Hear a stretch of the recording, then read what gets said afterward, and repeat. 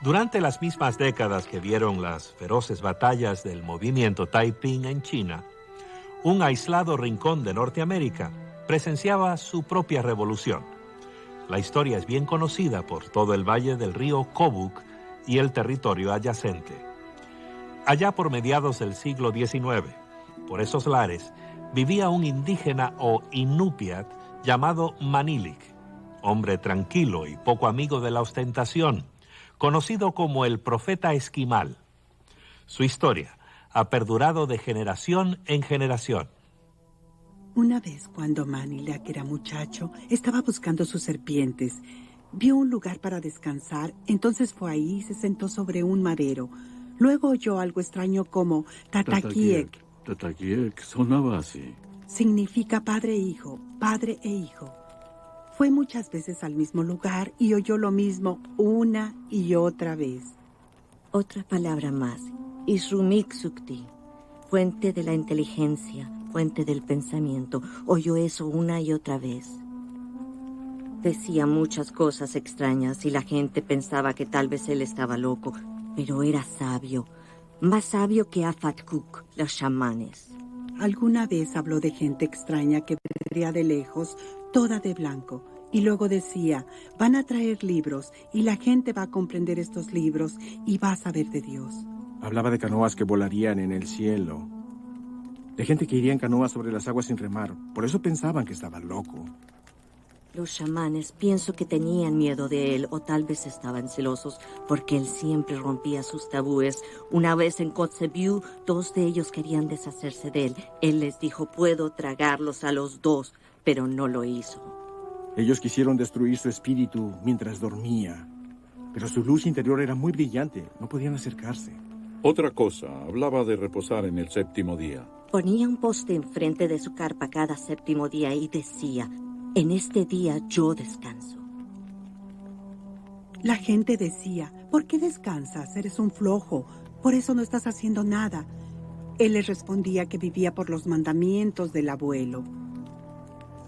Abuelo, eso significa Dios. Sí. Después de su muerte, perdura el impacto del mensaje y el ejemplo de Manilik. Roberto Muluk, director ejecutivo de la comunidad nativa Nurvik, vive y trabaja en el valle del río Kobuk, donde trabajara Manilik. Ciertamente, Manilik estuvo allí e hizo algunas predicciones de que en el futuro los esquimales tendrían la capacidad de volar en el aire en algún tipo de máquina. No sabía cómo iba a ser, pero sabía que tan solo se necesitaría estar sentado mientras se volaba.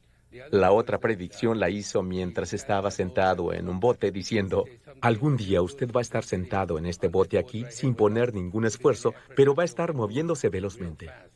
Además de predecir el futuro, a Manilik le preocupaba la vida cotidiana de su pueblo. Temiendo el siniestro poder de los chamanes, esquimales que vivían bajo los diversos tabúes que prevalecían en su cultura, Manilik vio que eso hacía que la vida se les hiciera innecesariamente difícil. Se dedicó entonces a debilitar la influencia de los chamanes, enseñándole a la gente que no era peligroso ignorar los tabúes. Y no se limitó a hablar, sino que dio el ejemplo, quebrantándolos públicamente él mismo. Un tabú particular era que no se podía comer cierto tipo de fresa silvestre en el verano. Entonces él iba donde ellos para decirles que por qué tenían miedo de comerlo. Luego él comía algunas fresas silvestres y les decía que no le pasaba nada. Así todos le miraban por largo tiempo esperando cuándo moriría, pero no le pasaba nada. Una y otra vez comprobó que había un poder mayor que el de los chamanes. Cuando los confrontaba, los brujos se daban cuenta de que estaban ante una fuerza superior, pero él se apresuraba a confesar que su sabiduría y protección venían de arriba, de alguien que él llamaba el abuelo. Era el abuelo quien le concedía poder sobre los chamanes. Era el abuelo quien le mostraba el futuro. Era el abuelo quien le indicaba cómo enseñarle a su pueblo a vivir sin temor. Y fue también el abuelo quien le enseñó a reposar el día sábado.